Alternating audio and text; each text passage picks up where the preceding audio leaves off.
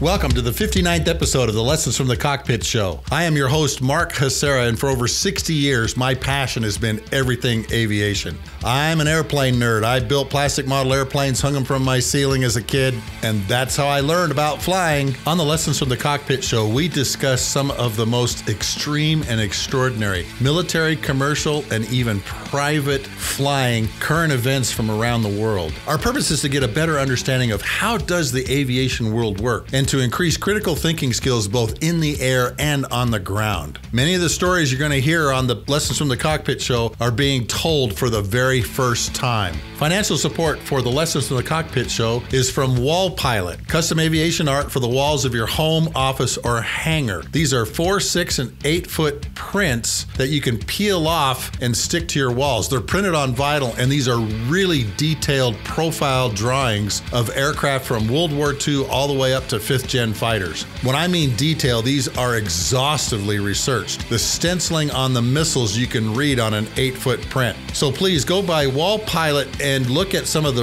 128 ready to print graphics we have, or we can do a custom aviation artwork for you of your favorite airplane with your name, tail number, unit, and even weapons load on it. Go by wallpilot.com because that's how we keep this show going. On today's show, I'm going to take a look at some of these documents that have been leaked from the Pentagon and why I'm calling this Pentagon Papers 2.0. There's some really fascinating things that we've learned from these classified documents that have been leaked about what's going on in Ukraine, Russia, with some of our allies, and some really interesting and scary events that have been going on around the world that we didn't know about. An RC-135 that had missiles launched on it, and these Chinese spy balloons. There's been more of them than we were told. So, grab an adult beverage of your choice, sit down, strap in, and let's begin the Lessons from the Cockpit show and take a look at these leaked documents in what I call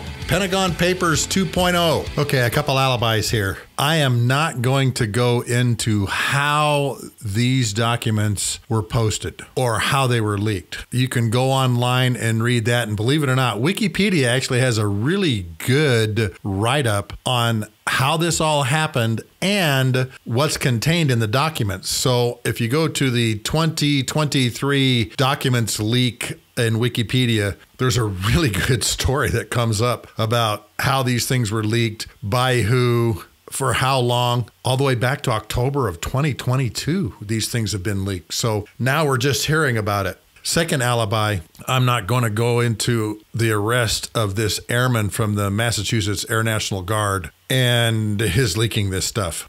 I am not going to get political here because I have a very different opinion of what's happening here. Because of listening to some of these intelligence folks on TV and in the news, how did a 21-year-old kid get access to CIA Operations Center reports? He can't do that. There's something going on here that I can't put my finger on for a 21-year-old airman to be able to get a hold of CIA Operations Center reports. That doesn't happen. And some of these things that are supposedly coming out, I don't know how he would have had access to them. I had a TS-SCI clearance, and one of the things I always say, need to know. You can't see this because you don't have a need to know. It's our way of securing all of this stuff. One of the CIA folks that was on TV said he could never have had access to CIA Operations Center reports because those stay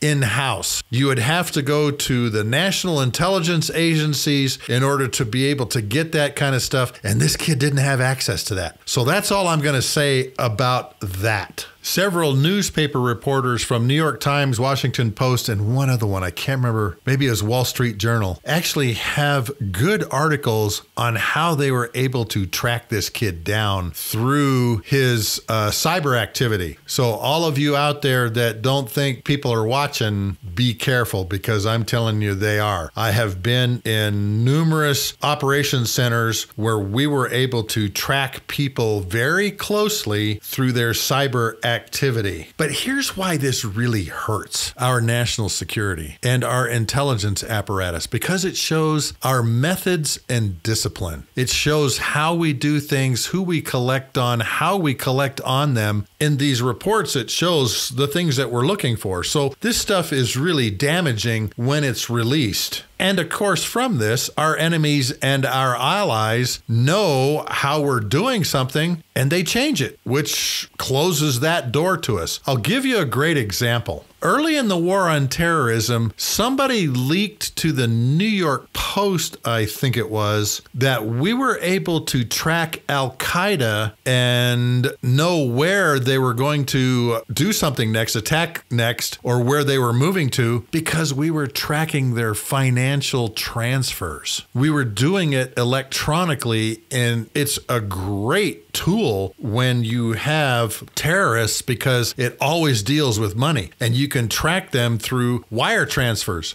And we were doing that. Well, when that story came out, all of Al-Qaeda's wire transfers stopped and they began doing everything by courier. And what we were hoping to do is from these wire transfers, find where is bin Laden and al-Zawahiri and all these other big name Al-Qaeda folks. And we couldn't do that anymore because these electronic transfers of money dried up. The bank accounts dried up, everything. They started doing everything by courier. Now, later on, that is exactly how we found bin Laden, because the sheikh that we had at Gitmo mentioned something about a name, him being a courier, and they were able to track that down. And as you look at the movies like Zero Dark 30 and all those kinds, it talks about some of this happening. And we were able to find bin Laden through his courier that was taking messages and money and so forth to him in Abbottabad. That's how we were able to find him. But it took a lot longer to be able to do that, because it's easy to tap into these wire transfers and follow them where they're going. And we were able to stop some of their activities in certain places, because when we saw a wire transfer of a lot of money go to a particular country in a particular city, we kind of figured something was going to happen there, and we were able to cut that off. Every classified document that I created during my 24-and-a-half-year career in the military and in the Air Force always had a date on it. That was required by regulations. You had to have a date on it, what classification it was, and who was the authority to declassify it. A lot of these documents were very recent, some of them as recent as the 23rd of March of this year, that had some pretty incredible information in it. One piece of information that's got a lot of people spun up is that we do in fact have Special Forces troops in Ukraine, the United States, the United Kingdom, France, Latvia, and there are, according to these documents, about 100 Special Forces soldiers that are in Ukraine from these NATO countries and, of course, the U.S. A lot of people are saying, hey, we didn't sign up for this, and, of course, you have to go to Congress in order to be able to move troops like this. Don't know how this happened, but a document on the 23rd of March of this year says, in fact, there are Special Forces from NATO countries and from the U.S. that are in Ukraine. They're probably providing training and consulting just like the MACSOG guys did in Vietnam. Are they doing direct action? Doubt it, but don't know. I haven't read those documents. If you want to read a really good story about a Special Forces team in the mountains of Afghanistan with a radio and a laser designator, read Gary Bernstein's book called Jawbreaker. That is on my professional reading list, Jawbreaker. And in the book, he has a story about two of his CIA officers that are, I think, in Tora Bora. And they're up in the mountains and they're just raining fire down on Al-Qaeda in the Tora Bora Mountains. They had a great hide site. They had a laser designator, a radio. They're calling in airstrikes with B-52s, fighters, everything, just raining down death and hell on Al-Qaeda fighters in, I think it's the Battle of Tora Bora. Great, great book called Jawbreaker. And the reason I mention this is because that's one of the things that these special forces guys can do too. Not just the CIA, but special forces also. And if we have special forces soldiers there, we have CIA folks that are also running around in Ukraine and Russia doing things also. The documents also contain some stuff on our allies, which is a little concerning to me also. It says that the Russians were going to get rockets and ammunition from the Egyptians. Now, the Egyptians and the Russians have had a relationship for a very, very long time. Since the 1967 Arab-Israeli War, they have been a Russian satellite for a very, very long time. Now, Egypt receives $1.3 billion in military financial aid from the United States. Hopefully, those rockets and ammunition are not from the U.S. that the Egyptians were going to give to the Russians. And of course, the Egyptians have denied that they were going to do any of this. There's a lot of denials that are going on right now based on what we're reading in these documents. That's also something to look at is, hey, our allies are also involved in this. South Korea, they don't want to give some of their artillery shells to the Ukrainians. And there was a document about that also. One of the documents talked about how the U.S. intelligence apparatus has penetrated Russian military forces and the Wagner Group. We have been able to get really good intel on their plans for what they're going to do in Ukraine. And obviously, those plans have probably been given to the folks in Kyiv. Now, I want to tell you a story, and I think I may have talked about this in a previous episode, of the rock stars in Iraq. The CIA started paying off Iraqis inside of Saddam's inner circle and giving them iridium phones, satellite phones, so they could talk to us. This group of people that penetrated Saddam's inner circle and his military were given the nickname the rock stars. It sounds like we've got this rock star thing going on in the Russian military and in portions of their government where we have a pretty good knowledge of the things that they're planning. And of course, that information is probably being given to Ukraine. Now, if Putin finds out about this, which I'm sure he has, then they may go hunting for these people. Not only our people, but the Russian folks that have become this quote unquote rock star group that has been given information on how the Russians are going to prosecute this war and possibly given those plans to Ukraine. Very dangerous situation for our intelligence folks because of being captured as spies. Now, Russia's invasion of Ukraine has been going on for just a little bit over a year. They invaded on the 24th of February in 2022. So they've been going just a couple months over a year now. And there was some estimates of casualties on both sides that were just shocking to me. If the U.S. military had these kinds of casualties and death rate, it would be all over the news, everywhere. They'd be talking about it every day. It mentions that Ukraine casualties are somewhere between 124,500 to possibly 131,000 soldiers wounded or killed. Killed maybe 15 to 17,000. On the Russian side, they've lost what they estimate 35,000 to 43,000 service members. That's incredible, particularly for a war that's only been going on for a year. And I've read several articles where the Russians have lost up to 1,000 tanks. And I don't know how many airplanes or SAM systems they've lost. I know the Ukrainians have lost a lot of their SAM systems because of the Russians' use of these kamikaze Lancet drones that fly around, loiter, find out where some of these really high-value targets are, like mobile SAM systems, and they just wait for them and come in and blow them up with I think it's a 3 to 5 kilogram warhead, which can cause a lot of damage. There's one S-300 SAM system that got hit by a Lancet drone, and it literally cooked off all 3 missiles in their tube. It was a spectacular explosion. But these losses have happened in 14 months, which is pretty incredible when you think about it. I want to read something to you from an article that's in it's a New York Magazine Intelligencer. It says Russians' elite special forces have been decimated by the war in Ukraine. The Washington Post reports that classified assessments in the leaked documents indicate that the conflict has gutted Russia's Spetsnaz forces, in large part due to their misuse by Russian commanders. And it may take as long as a decade to build the forces back up again. Now, you got to realize these are really, really highly trained special forces. Think of these guys as Green Berets and SEALs and Delta Force.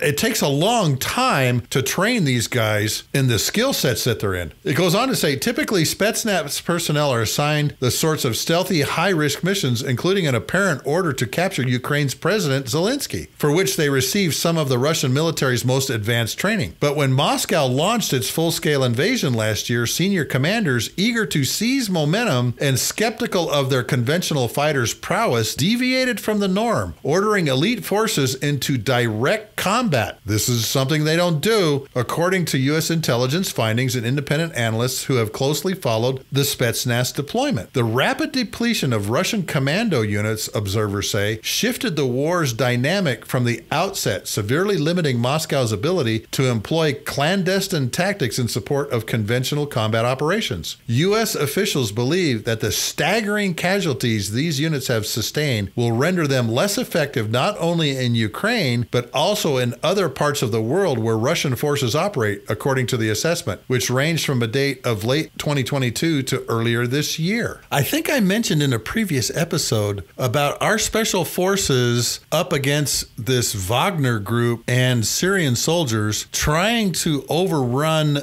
an oil refinery near Deir ez-Zor, Syria, in eastern Syria. That battle did not go well for the Wagner group and the Syrian army. The special forces folks inside this refinery called down airstrikes for, I think it was 15 or 16 hours. And a group of 500 Syrian soldiers and Wagner group folks were decimated by these guys. I think, if I remember right, like only 150 out of 500, maybe 200 out of 500 lived through that battle because our special forces, again, radios and laser designators and joint terminal attack controllers as part of their group, or ETACs, calling down fire from above on top of all of these folks. Now, again, these are very, very specific skills that these Spetsnaz and special forces guys have, and it's very hard to reconstitute this group of highly trained special forces soldiers in any military, not just ours, but the Russians particularly.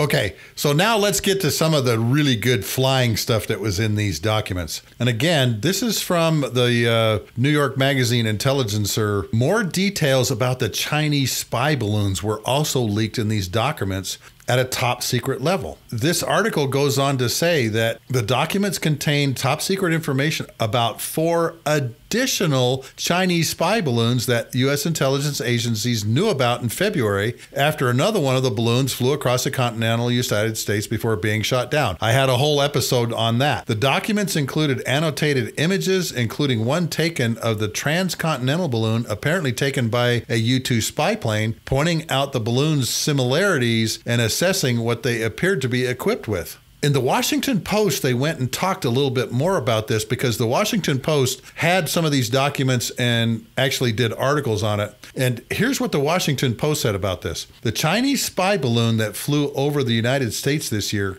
was called Killeen 23 by U.S. intelligence agencies, and it carried a raft of sensors and antennas. The U.S. government still has not identified more than a week or 2 weeks after the shootdown, according to the document. Another balloon flew over a U.S. carrier strike group in a previously unreported incident, and a third crashed into the South China Sea, a second top secret document stated, though it did not provide any specific information of the launch dates. Now, the carrier strike group that it flew over was, I believe, the USS Nimitz down in the South China Sea. So it was collecting on what our carrier strike group was doing. Now, obviously, the strike group commander knew that this thing was flying overhead, but the balloon was following the strike group, which means it is maneuverable. And I talked about this in my spy balloon episode a couple episodes ago. The carrier strike group commander obviously knows this thing's up there. And so he's kind of going calm out or min calm, because every Navy person will tell you the first naval ship that radiates is going to die because you can pinpoint its position. And that's the one thing we spend a lot of time on, is hiding where our carrier strike groups are at, particularly our submarines. That is extremely highly classified because of the nature of what these submarines can do. We have nuclear submarines that are carrying nuclear missiles. We've also got fast attack submarines, which are incredible intelligence tools, and obviously we don't want people collecting on that. But apparently this spy balloon that flew over, and again, I think it's the Nimitz battle group, was probably getting really good full motion video, probably signals intelligence, and was data linking it back to some intelligence center somewhere in China. And of course, their analysts are going through all of the information that they've collected. Now, this Intelligencer article goes on to say, a document produced by the National Geospatial Intelligence Agency, or NGA, that was dated 15 February, 10 days after the shoot down of the balloon that flew over the United States, contains the most detailed government assessment to date of the Killeen 23 and the two other balloons from the previous years that were labeled Bulger 21 and Accardo 21. Now, here's something really interesting. A U.S. official speaking on conditions of anonymity, imagine that, to discuss sensitive intelligence, said the government naming convention for such balloons is alphabetical from A to Z. It appears that the balloons are named after notorious criminals, including Tony Accardo, James Whitey Bulger, and Donald Killeen. So that's how they named these balloons, after notorious criminals. It's been in all of the news that there was a U-2 spy plane flying around this balloon. And of course, it took incredible pictures of the payload. And in one of the documents that has been released, again, top secret document, it shows what that payload looked like. It says that the solar panels that were attached to the balloon can provide 10,000 watts of power. That's enough power for any type of synthetic aperture radar, full motion video, data link, comm, whatever. That is a lot of power from those solar panels. If you go back and you look at the path of this spy balloon, you'll see that it went over a lot of our very sensitive military bases. If this thing had synthetic aperture radar, which sends microwaves down to the ground, which can penetrate any kind of weather and potentially see through any type of netting and tarps, it will give you a very good image of what's down there and what's underneath it. We used U-2 spy planes with synthetic aperture radar on the nose of the airplane to find targets in Kosovo. And there's one really famous SA-6 site that we found from a U-2 through synthetic aperture radar. It was able to find the control van, the radar, and the transporter erector launcher through some bad weather, and we were able to go and bomb it with what's called an AGM 130 TV-guided 2,000-pound rocket-propelled bomb. The video from that you can find on my TikTok page, by the way, of both the control van being attacked, and as that bomb came down, it flew over the top of the straight flush radar, so that F-15E made a lap, came back around, dropped another AGM 130 and took out the radar. But that was found through synthetic aperture radar, and these pictures from synthetic aperture radar can be very detailed and like target quality kind of pictures. So having this balloon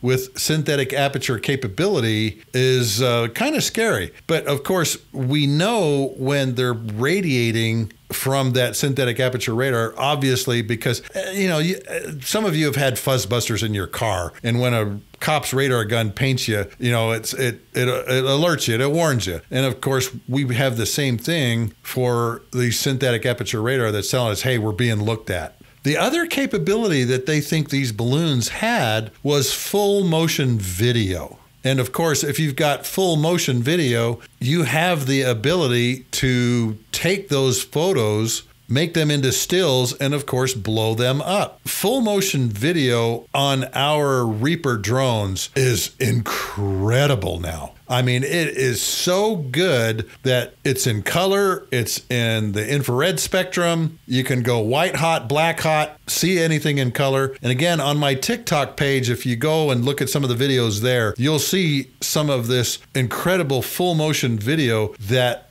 our Reaper are able to take, and I'm sure the Chinese have the same capabilities of getting these really high resolution, high quality, full motion video of our installations that balloon flew over, or of the carrier battle group that was going through the South China Sea. Videotaping the carrier when it's doing launch and recoveries, videotaping any exercises that we were doing, if we were doing any type of exercises. I doubt the carrier battle group commander was doing anything that would show his hand or her hand. But again, the still pictures that you can get from this and blow up actually gives you a pretty high quality type of photograph of something that you want to take a look at. But the big thing about full motion video is it establishes what we call patterns of life. What is going on the carrier prior to the launch, during the recovery, after the recovery, all of the different things that are going on the aircraft carrier or on the ships that are surrounding it too. Collecting signals and communications and electronic intelligence. And the one thing that this balloon had, it says, I think it was a meter or 1.2 meter dish, which means it was connected to something back in China. That balloon and those balloons that we didn't know about until now were in fact data linking synthetic aperture pictures or full motion video or ELINT, comment, SIGINT back to whatever command and control structure was back in China. Now, this Intelligencer article said something very fascinating about this too, about what was going on in China when these balloons were flying around. And let me read that to you real quick, because this quote is really fascinating. It says, the incursion of the spy balloon into U.S. airspace in late January probably caught elements of China's government by surprise, according to a third document that relies on intercepted communications. Knowledge of the incursion was likely, quote unquote, heavily stovepipe within the Chinese military, which lacks, quote unquote, strong senior oversight of the surveillance balloon program, the document assessed, adding that some in the Chinese government viewed their foreign military's response as poor for allowing this crisis to be sensationalized. So think about this for a moment. Here is this balloon with synthetic aperture radar being able to produce pretty incredible pictures, possibly full motion video, all of that information, signals intelligence, communications intelligence being data linked back to some place in China, and members of the Chinese military and their government don't even know that the balloon's there or that it's doing anything until after it probably shows up in the American news agencies. And of course, then we go and shoot it down after it's been across the entire United States.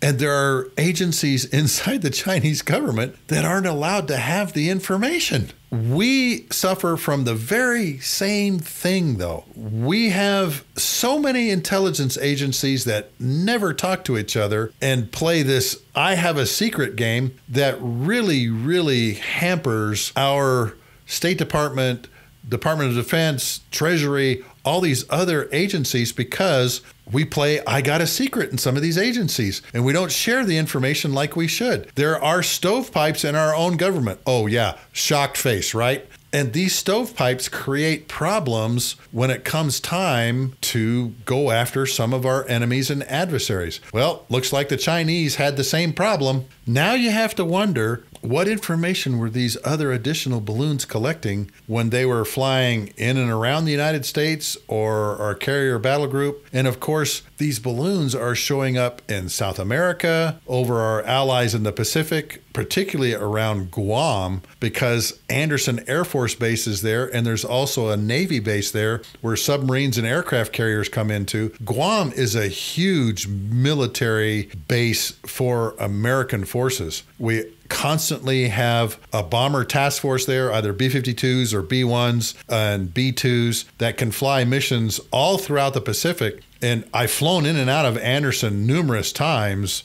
during my Pacific Tanker Task Force days, and there's just all kinds of stuff going on the island of Guam. There always will be. It's a great place to go for a TDY. A wonderful place to operate out of because, you go fly a mission in the morning and you're on the beach in the afternoon. But again, the Chinese have been collecting valuable information with these balloons. And I mentioned to you again in a previous episode, the elements of the decision maker's dilemma: risk, time, quality of knowledge, and outcomes. If you have quality knowledge that comes in a timely manner, you can reduce risk because you act with more certainty with a reduction of second and third order effects because you are acting with a lot more certainty. And it concerns me that these balloons are flying around and nobody's doing anything about them. And I understand that this thing was flying. It wasn't a threat at first. Went all across the United States, collected on all of our strategic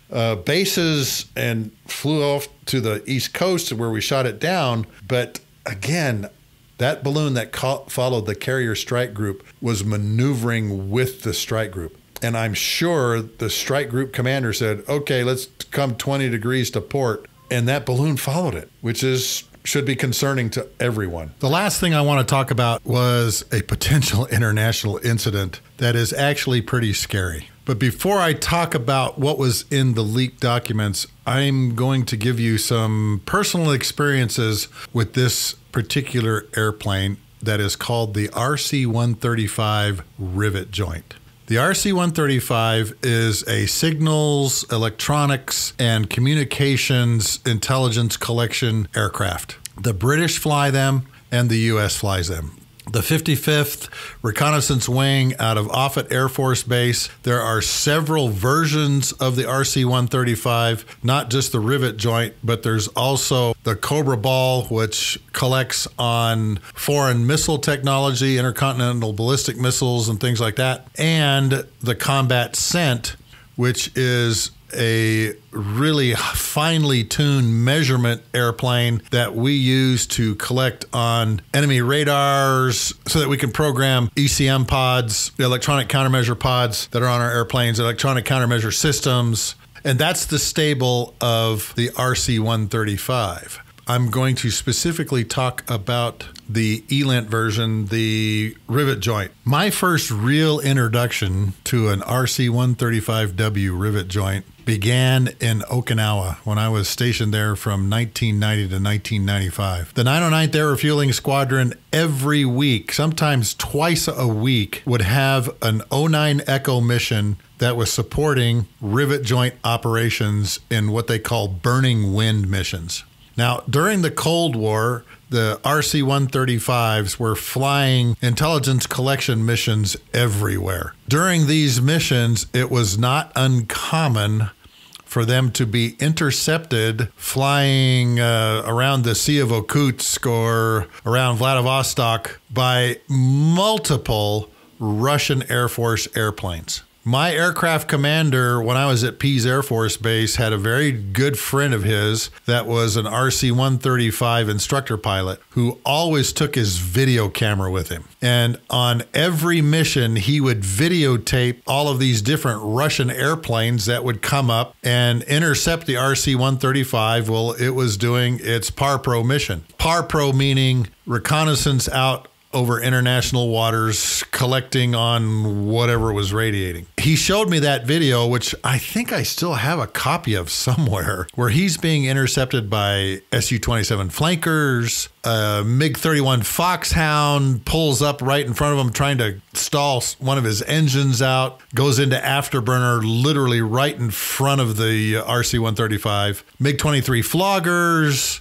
Su-15 Flagons, MiG-21s, I mean, just all these different airplanes that were coming up and intercepting the RC-135. So this RC-135 pilot always say at the beginning of each video, well, we're finally up here waiting for our first visitor.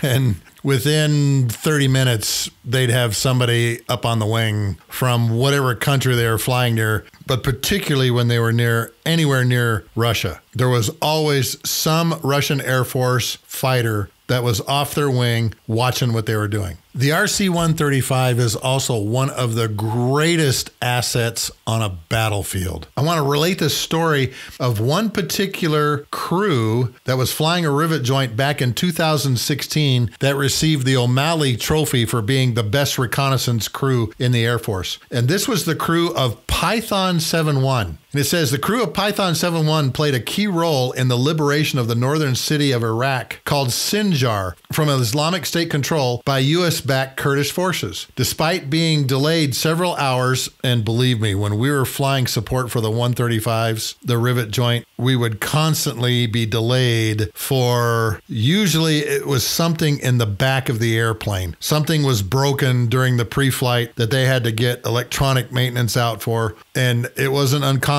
for us at Kadena to be an hour or 2 hours late for takeoff. The crew quickly identified enemy fighting positions, though, once they got on station. Because they collect signals intelligence, communications intelligence, and electronic intelligence, they were able to support 27 different airstrikes by a number of coalition airplanes on the Islamic State fighters. It is reported that they were killed 135 enemy ISIS soldiers during the time period that Python 7-1 was on station. That destruction came because they were able to pinpoint 26 enemy fighting positions and 5 transport vehicles. Remember what I said, the first one that radiate dies, and that means cell phones too. The RC-135 Rivet Joint picks all of this up. Not only do they have people in the back that are linguists that know the language, whether it be Arabic or Russian or Chinese or whatever, they also have the ability to cross-tune and precisely figure out where those fighting positions are within probably a couple hundred meters, I'm saying. And when I saw this, it was an ellipse. You know, they're somewhere in this ellipse on this particular map, but it was pretty tight. It was really tight. So it was pretty dang close. Now, I was running this exercise in Okinawa where the Navy wanted to do data link with the RC-135 and the AWACS. Carrier Air Wing 5 at that time period had what was called ES-3 Vikings, which were the mini version of a Rivet Joint. And of course, their E-2 Hawkeyes wanted to work with our E-3 AWACS, which was part of the 18th Wing, and the RC-135s that on this particular day were participating in the exercise. And I'll never forget this. One of the things that they wanted to do and that they had been having trouble with in the Gulf was being able to establish the links between the Navy and the Air Force aircraft. Our wing didn't know a lot about how the ES-3 Viking worked, but we found out the hard way when Carrier Air Wing 5 was the bad guys. During the time that all of the airplanes were resetting, the intelligence, surveillance, reconnaissance airplanes of the Navy, the ES-3 and the E-2, and our E-3 AWACS and the Rivet Joint did this data link exercise. And they showed how they were able to move information across the links. And I didn't know this, but the RC-135 in its quote unquote exercise mode can simulate all kinds of different airborne and ground threats, SAM sites, interceptor airplanes, whatever. And they were throwing all of this on the links. And of course, I was in the command post watching this, and it was incredible. During one of the engagements, the ES-3 was flying, and during the debrief, the ES3 guys in the back end that were electronic countermeasure guys said, yeah, we knew you guys had 4 F-15s up. That's how we were able to figure out, where they were going, what they were doing by their electronic signals. And of course, our F-15 guys are going, whoa, wait a minute. How in the world did you know that we only had 4 airplanes up? We were trying to get 8. And the electronic countermeasure officers in the back said, oh, it was easy. Each one of your F-15s was on a different radar channel, and we picked those up. And we went, whoa, well, isn't that fascinating? Put that away in my brain next time we are playing with the ES3 Vikings. Well, of course, the Rivet Joint can do the same thing. It intercepts all kinds of electronic communications and signals intelligence. And Python 7.1 was able to go on station and help our coalition forces find these ISIS fighting positions and these trucks because they were radiating and they were sending out signals. As an interesting side note, when the RC-135 was on its way back to Qatar, where it was flying out of Al Udeid, they heard an Iraqi ground force in a battle with Islamic State forces that had them pinned down.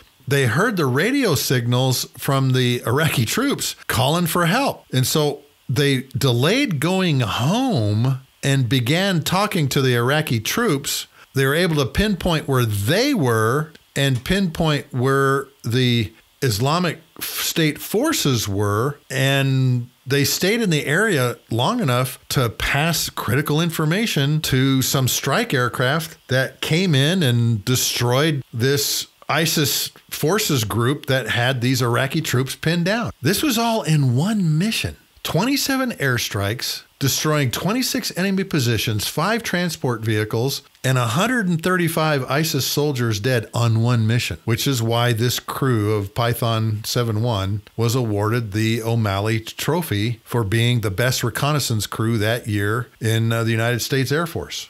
The United Kingdom's Royal Air Force now owns and flies a couple of RC-135 Rivet Joints, pretty much like the ones that the United States Air Force flies. They may have some other capabilities that are specific for NATO and, of course, the defense of the United Kingdom, but generically, they have the same type of signals, electronics, and communications capabilities in the back of the airplane. The RAF Rivet Joints fly the same kinds of missions that the Air Force RC-135s fly on these Burning Wind missions. They'll fly into the Baltic and collect signals and electronic and communications intelligence up there, but they also fly down into the Black Sea, obviously, because there's so much going on between Ukraine and Russia. And their route of flight takes them very close to Crimea.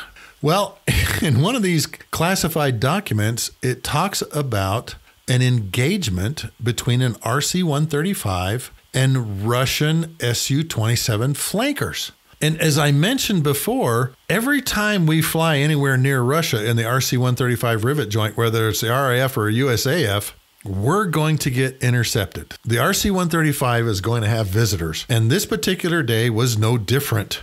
2 Su-27 flankers take off from Crimea and head out to the RC-135 to intercept it. They are under strict ground control intercept C2, command and control. That is the Russian model. Their Air Force airplanes are commanded and controlled by GCI controllers that are sitting in some command center somewhere watching this radar picture, and they pretty much drive the intercept. Our American fighters work very autonomously. I mean, we still listen to the AWACS and the RJ and so forth, but we don't follow this Russian model of where the GCI controllers are the authority over the airplanes and the intercepts. During this particular intercept, of course, the RC-135 knows that these Su-27s are coming out. They sense their radars. They know that they're communicating back and forth. There's probably a Russian linguist in the back of the airplane, of the Rivet Joint, that's listening to everything going on, interpreting everything going on. And during the intercept, the flankers are still beyond visual range, there is some miscommunication between the GCI controller and one of the flankers. And the flanker pilot misinterprets some command from his GCI controller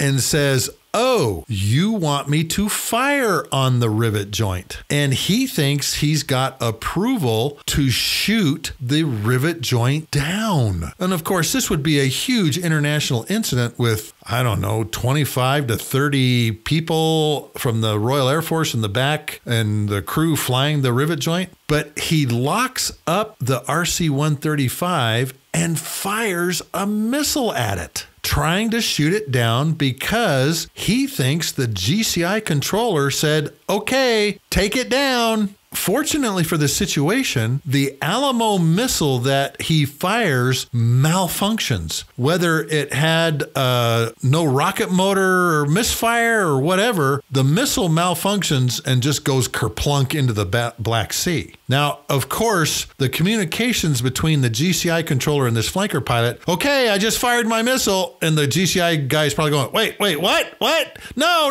that's not what I meant. But it was too late. But the missile misfired, didn't guide, and just went kerplunk into the ocean. The new flankers are carrying Alamo missiles, AA-10 Alamo missiles, and they're C and D models. We call them Chucks and Ducks. I think the Chuck model is the semi-active radar-guided radar homing one, and the D model, the Duck model, is the IR version. And these are long burn motors. They have about 80-mile range.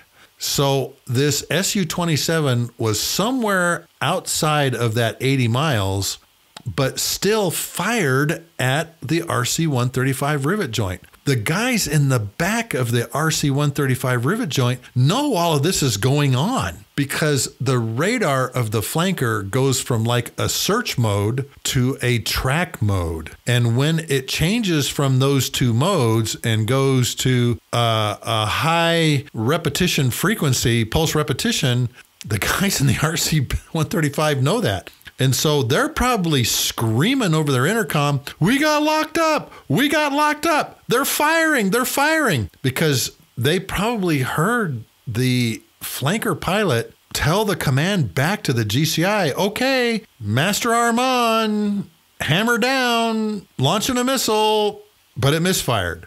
This international incident was avoided, but nobody knew about it until, I guess, this classified report came out. The Minister of Defense, his name is Wallace in the UK, got up in front of Parliament and spilled the beans about what happened during this particular mission. Now, I've had personal experience with this kind of thing. On a previous episode, I mentioned that when Kim Il-sung died and his son took over, his son wanted to bury his dad, the grandfather of the current guy, in Seoul. And of course, they didn't own Seoul. We began flying 12 ships of F-15s in the morning and in the afternoon on Monday, Wednesdays, and Fridays to keep the North Koreans from coming south, or what we thought they were going to do is come south. As part of that package, of course, we had the AWACS, the E3, which would be on station, and the Rivet Joint on certain days, and the U2 on other days. Well, the first day we did this, I was flying in the tanker, and Weeby Young, a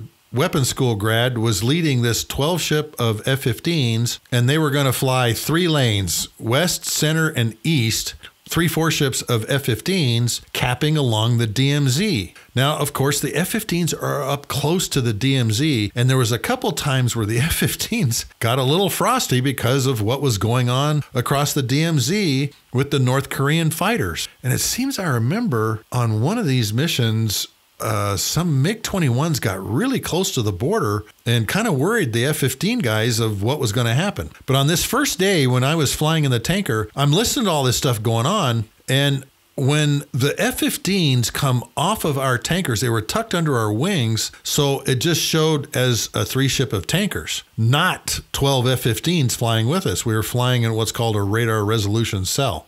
When Weeby Young says to the 12 ship, "Blones, Push purple one now. They all explode off of the tanker, go up to 32,000 feet, and begin capping with their radars looking into North Korea.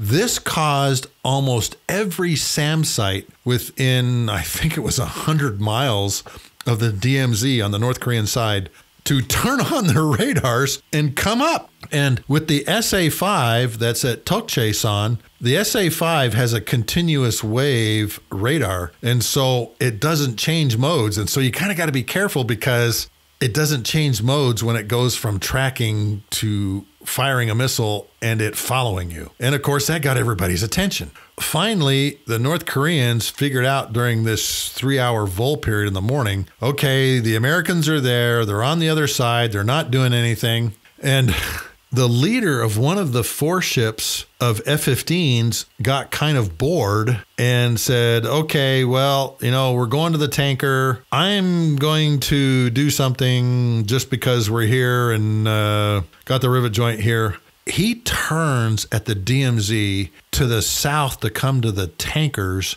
and locks up the RC-135 and starts heading toward it.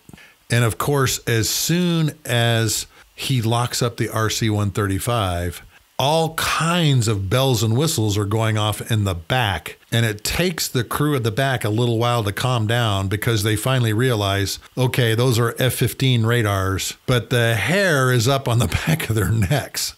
And when we get back from this, of course, we have this long debrief over in one of the F-15 squadrons. I can't remember which one. I think it was the Bats, the 44th. Because they had just gotten the new MISSIP airplanes that were AMRAAM capable. During the debrief, the RC-135 mission commander that's in the back, that's running the crew, that's doing the signals, ELINT, SIGINT chores, kind of gets after the F-15 commander of that 4-ship. And he said, who told you to do that? And he goes, well, I thought it would just be cool to do it, and I didn't coordinate with anybody, and I'm sorry, I apologize. The mission crew commander of the back of the RC-135 says, don't ever do that to us again. You guys came off of the DMZ, pointed your radar at us, and locked us up. Do you know what that did to all of us in the back of the airplane? And he goes, I'm sorry. I should have coordinated with you guys. I should have told you guys. And the mission crew commander said something really fascinating. He says, when you locked us up, it looked like Christmas back there.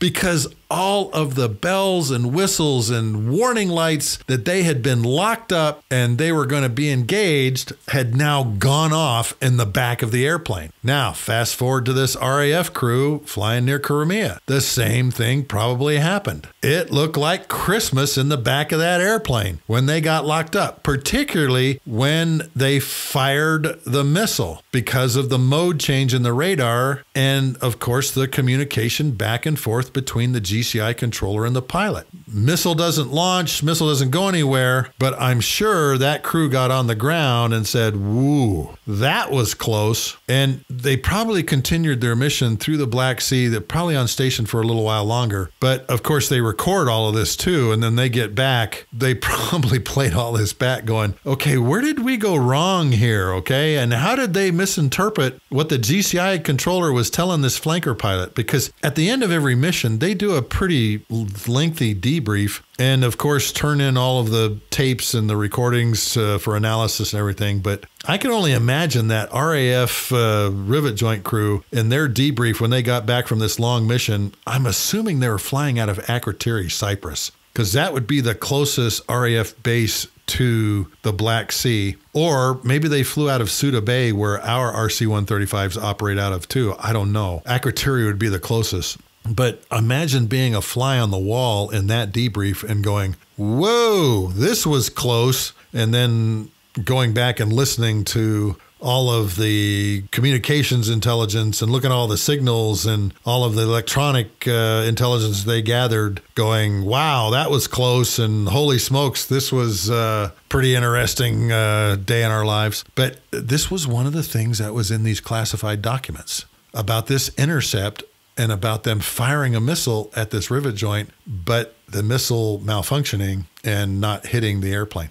And again, it says that they were out of visual range, but the missile's got 80-mile range. They're the long burn motors, chucks and ducks, like I mentioned. They can still, as long as they're within 80 miles, engage that RC-135. And as you can imagine, the RC-135 is not a maneuverable airplane like a fighter plane. It doesn't have anything on board that can countermeasure these missiles coming at it, and kind of dicey mission for these guys. Over the next couple of weeks, I'm sure there's going to be a lot more information come out from these declassified documents. There may even be more documents. Who knows? A lot of people are saying, he's a traitor. Some people are saying he's a whistleblower. Who knows which way this is going to go? Like I mentioned very early in this podcast, I don't know how this 21-year-old kid got a hold of all of these different documents, particularly CIA Ops Center reports, because those things are not disseminated out amongst the intelligence agencies as this CIA guy talked about. Now, there's a lot of pictures of these documents that are floating around on the web. There's a lot of people that are talking about what's in them. I wanted just to hit some of the important points, some of the things that I thought was important, where the Ukraine war is considered. I mean, all those casualties, 15 to 17,000 dead on one side in 1 year. I mean, that would never pass in our military. It would never get by our politicians. They would never allow that kind of bloodletting on a battlefield. Oh my gosh. Nor 131,000 casualties. But, the Russians suffered 20 million casualties during World War II. They're kind of used to having these kind of high casualty rates, and 1,000 tanks destroyed. Oh my gosh. But folks, I just wanted to talk about this and give you my thoughts and feelings on some of the things that are being reported in these classified documents. I totally condone the release of any type of classified documents like this, because it really does put our national security at risk, because it shows our methods and discipline on how we operate and the things that we talk about. And more importantly, what are our intelligence centers of gravity that we're looking for? What are the most important intelligence things that we want to know about? It even says that we're spying on Zelensky. We're spying on the Mossad and Benjamin Netanyahu for these judicial reforms that he's making. There's all kinds of things in here that kind of pissed off a lot of our allies that are also included in these documents. I hope you've enjoyed me talking about these things. This is kind of a departure from just talking about flying all the time, but I wanted to kind of discuss the leaks of these documents and the things that were in them. This episode 59 of the Lessons from the Cockpit podcast, is financially supported by Wall Pilot. Custom aviation art for the walls of your home, office, or hangar. These are detailed profiles of airplanes printed on vinyl. We do exhaustive research on these things too, and we appreciate those that have sent us pictures to do custom work, because a lot of these custom airplanes really look cool. And like I said, they're extremely detailed. So go by wallpilot.com and pick from the 128 ready to print 4, 6, and 8 foot profiles that you can peel off and stick on your walls. A lot of people just frame them instead of peeling them off too. You can do that. We also do patches and unit emblems if you want to, and custom work. We've had a number of people that said, hey, I flew F-15s. These are the squadrons I was in. This was the time frame. This was my tail number. Put my name on it. Put this weapons load on it. And like I said, we've done exhaustive research of all of these different airplanes, and extremely detailed, really detailed prints. I think that you'll really enjoy. And that's what keeps our show going. So I appreciate all of you tuning in. You can find this episode and previous episodes of the Lessons from the Cockpit show on my website at markhasara.com. You can also pick up my book, Tanker Pilot, Lessons from the Cockpit, from my website. And I do public speaking. If you want to have me come speak to your group, there's a thing that you can fill out. I'll get in touch with you, and I would love to come talk to your group about some of these lessons learned. Thanks again, folks, for tuning in and listening and downloading this episode, and I look forward to talking to you next week on the Lessons from the Cockpit show.